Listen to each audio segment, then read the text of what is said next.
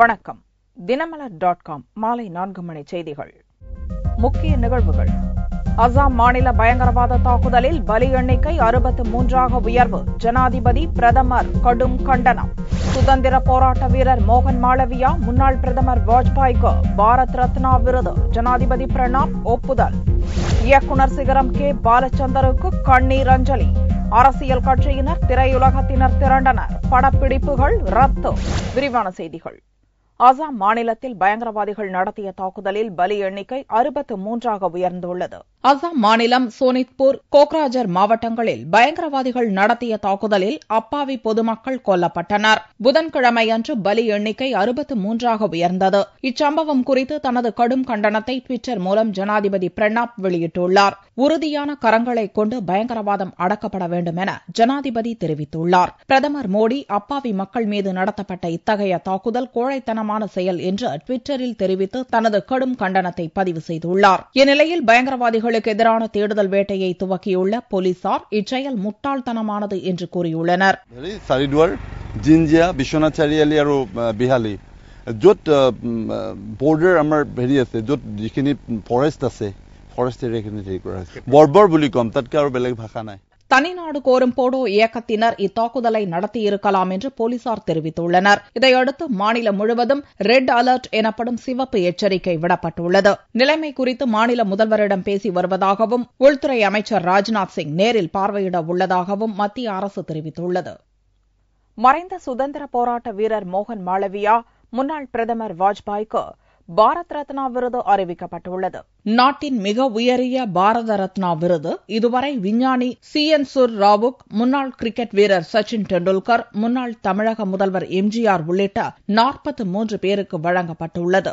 இந்த ஆண்டு பாரத ரத்னா விருதுக்குரிய பெயர்களை ஜனாதிபதி பிரணாப் முகர்ஜிக்கு பிரதமர் மோடி பரிந்துரைத்துள்ளார். இதன் அடிப்படையில் ஜனாதிபதி மாளிகை வெளியிட்டுள்ள செய்திக்குறிப்பில் மறைந்த சுதந்திர போராட்ட வீரர் மோகன் மாளவியா மற்றும் முன்னாள் பிரதமர் அடல் பிகாரி வாஜ்பாய் ஆகியோருக்கு பாரத் ரத்னா விருது வழங்கப்பட உள்ளதாக தெரிவிக்கப்பட்டுள்ளது. கல்வியாளரும் இந்திய விடுதலை போராட்டத்தில் முக்கிய பங்காற்றியவருமான மதன் மோகன் மாளவியா இந்து தேசியத்தை வளர்த்தெடுத்தவர் என்பதால் மகாமனா என்று அழைக்கப்பட்டவர். வாரணாசியில் அமைந்துள்ள பனாரஸ் இந்து பல்கலைக்கழகத்தை 1916 நிறுவியவர். சாரணர் இயக்கத்தை நிறுவியவர்களில் இவரும் ஒருவர். கடந்த 1924 ஆண்டு டிசம்பர் 25 பிறந்த வாஜ்பாய் கவிஞராக தனது வாழ்க்கையை துவக்கியவர். பத்திரிகையாளராக இருந்த அவர் அரசியலில் ஈடுபட்டு பிரதமரானார். கூட்டணி அரசியலின் குருவாக கருதப்படும் வாஜ்பாய் 24 அரசியல் கட்சிகளின் பேராதரவுடன் 5 ஆண்டுகள் ஆட்சியை வெற்றிகரமாக நிறைவு செய்தவர். டிசம்பர் 25 தனது 90வது பிறந்த நாளை கொண்டாட உள்ள நிலையில் அவருக்கு பாரத் ரத்னா விருது அறிவிக்கப்பட்டுள்ளது. 100 படங்களுக்கு மேல் இயக்கி தமிழ் பட உலகில் இயக்குநர் சிகரம் என்று அழைக்கப்பட்ட இயக்குநர் கே பாலச்சந்தர் சென்னையில் காலமானார். அவருக்கு வயது 84. நாடக இயக்குநர், திரைப்பட இயக்குநர், நடிகர், கதாசிரியர், தயாரிப்பாளர், தொலைக்காட்சி சீரியல் இயக்குநர் என்பன உள்ளிட்ட பன்முக திறமை கொண்டவர் இயக்குநர் சிகரம் கே பாலச்சந்தர். தமிழ் சினிமாவின் பீஷ்மர் என்று ரசிகர்களால் அழைக்கப்பட்டு அரை நூற்றாண்டு காலம் தமிழ் திரையுலக வரலாற்றில் தனி இடம் பிடித்தவர். ரஜினி, கமல், நாசர், பிரகாஷ் ராஜ், விவேக், சரிதா, கீதா, மதுபாலா, ரம்யா கிருஷ்ணன், சுமித்ரா, ஜெயசித்ரா உள்ளிட்ட திரையுலக பிரபலங்கள் இவரால் அறிமுகப்படுத்தப்பட்டவர்கள். இன்றைய இயக்குநர்களில் பலரும் பாலச்சந்தரின் அடியொற்றிய சீடர்கள் என்றால் மிக இல்லை. பலரையும் அறிமுகப்படுத்திய பெருமைக்குரிய பாலச்சந்தர் கல்கி, பொய், இரட்டை சுழி, நினைத்தது யாரோ, குசேலன் உள்ளிட்ட படங்களில் நடித்தும் உள்ளார்.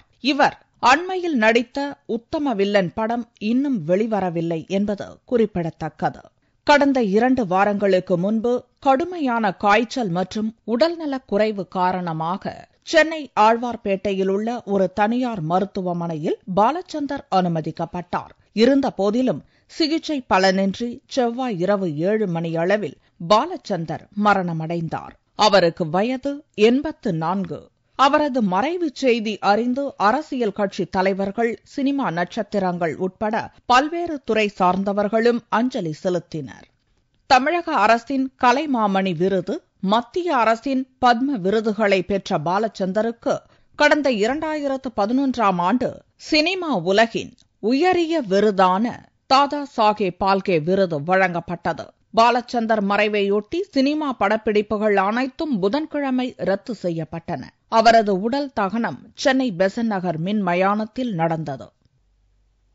பிரதமர் மோடி தலைமையில் நடந்த அமைச்சரவைக் கூட்டத்தில் அந்நிய நேரடி முதலீடு தொடர்பான ஒப்புதல் பெறப்பட்டுள்ளது. பரபரப்பான அமளியோடு பார்லிமென்ட் நடந்து முடிந்துள்ள நிலையில் பிரதமர் நரேந்திர மோடி தலைமையில் மத்திய அமைச்சரவைக் கூட்டம் வியாழனன்று நடந்தது. இக்கூட்டத்தில் அசாம் மாநில பயங்கரவாத தாக்குதலுக்கு இரங்கல் தெரிவிக்கப்பட்டது. அசாம் மாநிலத்திற்கு தேவையான அனைத்து உதவிகள் செய்யப்படும் என்று இக்கூட்டத்தில் முடிவெடுக்கப்பட்டதோடு பயங்கரவாத தாக்குதல் தொடர்பாகவும் விவாதிக்கப்பட்டது. காப்பீட்டுத் துறையில் அந்நிய நேரடி முதலீட்டை பார்லிமென்ட் குளிர்கால கூட்டத்தொடரில் மத்திய அரசு கொண்டுவர திட்டமிட்டிருந்தது.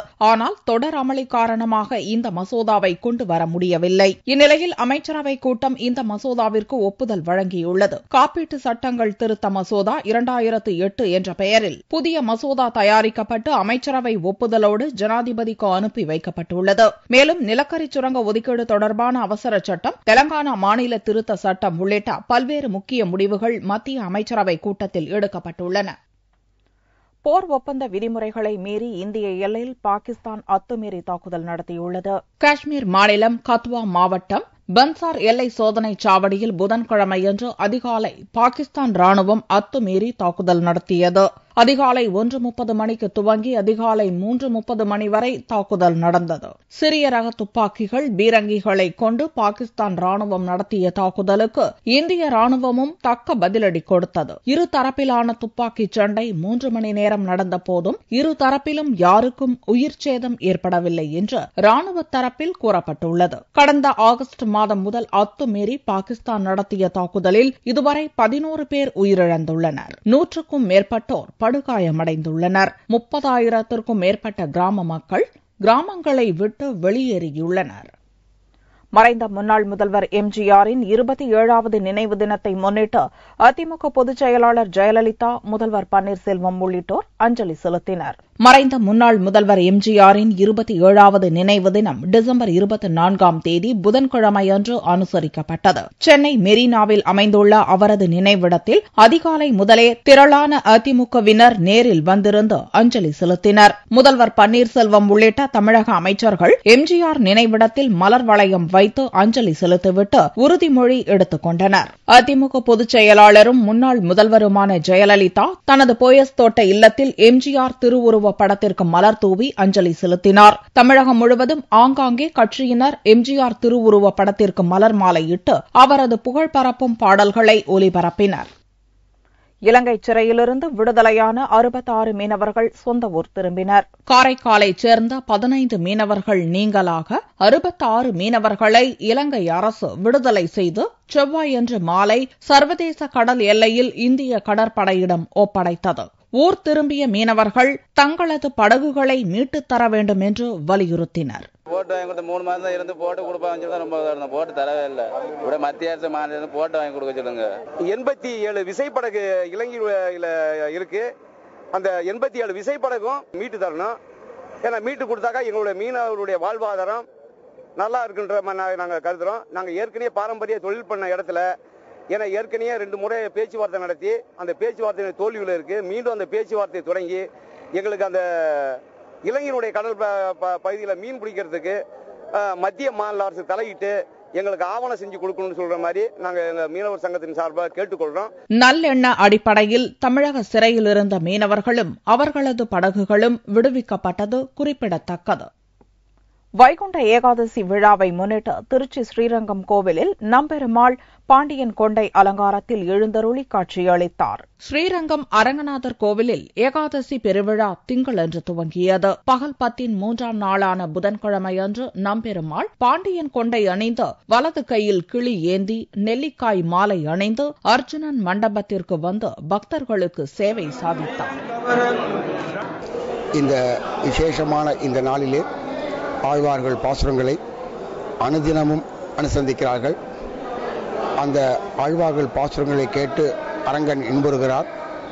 இன்று இந்த 3ஆம் திருநாளன்று நம்பெருமாள் விசேஷமாக பாண்டியன் கொண்டை என்று சொல்லக்கூடிய விசேஷ கிரீடத்தை சாட்டிக் கொண்டுள்ளார். மேலும் தன்னுடைய திருக்கையிலே வலது அபயஹஸ்தம் என்று சொல்லக்கூடிய அபயஹஸ்தத்திலே ஒரு கிளியானது எவ்வாறு தன்னுடைய அன்பை வெளிப்படுத்துமோ, தன்னுடைய கிளி எவ்வாறு அன்பாக இருக்குமோ, அதே போல நம்பெருமாள் நமக்கெல்லாம் கருணையே வடிவாக, கருணையே மூர்த்தியாக உள்ளார். அந்த வகையிலே தன்னுடைய வலது கையிலே கிளியை சாட்டிக் கொண்டுள்ளார். மேலும் நெல்லிக்காய் மாலை என்று சொல்லக்கூடிய நெல்லிக்காய் மாலை என்று சொல்வார்கள், நெல்லிக்காய் வடிவில் உள்ள அந்த மாலையை சாட்டிக் கொண்டுள்ளார். இந்த ஒவ்வொரு நாளும் இந்த விசேஷமான ஆபரணங்களை சாற்றிக்கொண்டு எத்தனையோ ஜனங்கள் தன்னை அண்டி வரும் அடியார்களுக்கு தன்னடியார் திறத்தகத்து தாமரையால் ஆகிலும் என் அடியார் என்று சொல்வார்கள். அந்த வகையிலே தன்னுடைய அண்டி வரும் அடியார்களுக்கு தன்னுடைய கருணையான பார்வையினால் எல்லோருக்கும் எல்லாம் கிடைக்க வேண்டி இந்த திவ்யதேசத்தை எழுந்ததிலிருந்து நம்ம எல்லாம் ரட்சிக்கின்றார். பெருமாள் 3ஆம் திருநாள்ல நேர்கொண்டையோட கையில கிளியோட அலங்காரமா இருக்காரு. நாங்க ஒவ்வொரு நாளும் வந்து சேவிச்சுட்டு இருக்கோம். இன்னைக்கு 3ஆம் நாள். முதல் நாள் வந்து ராஜ கிரீடத்தோட நேற்று சாஞ்ச கொண்ட மாதிரி ஒவ்வொரு நாளும் ஒவ்வொரு அலங்காரத்துல வந்து சேவிச்சுட்டு இருக்கோம். இன்னைக்கு பெருமாள் ரொம்பவே பார்க்க அழகா இருந்தாரு. பகல் 10 இறுதி நாளான வரும் 31ஆம் தேதி பெருமாள் மோகினி அலங்காரத்தில் சேவை சாதித்தருள உள்ளார். வரும் 10ஆம் தேதி தீர்த்தவாரியும் 11ஆம் தேதி மோட்ச வைபவத்துடனும் விழா நிறைவடைகிறது. தஞ்சை தென்னக பண்பாட்டு மையத்தில் துவங்கிய சலங்கை நாதம் கலை நிகழ்ச்சியில் பல்வேறு மாநில கலைஞர்கள் கலந்து கொண்டனர். தஞ்சையில் உள்ள தென்னக பண்பாட்டு மையத்தில் ஆண்டுதோறும் சலங்கை நாதம் நிகழ்ச்சி நடத்தப்படுகிறது. இந்த ஆண்டு நிகழ்ச்சியை கவர்னர் ரோசையா முரசு கொட்டி துவக்கி வைத்தார். குஜராத், பஞ்சாப், கேரளா, கர்நாடகம் உட்பட பல்வேறு மாநிலத்தைச் சேர்ந்த கலைஞர்கள் பங்கேற்றுள்ளனர். விழாவின் துவக்க நாளான செவ்வாயன்று மாலை பஞ்சாப் மாநிலத்தின் பாங்க்ரா, ஆந்திராவின் தப்பாட்டம் மற்றும் தமிழக, கேரள மாநில பாரம்பரிய நடனங்களை கலைஞர்கள் ஆடி பார்வையாளர்களை வியப்பில் ஆழ்த்தினர்.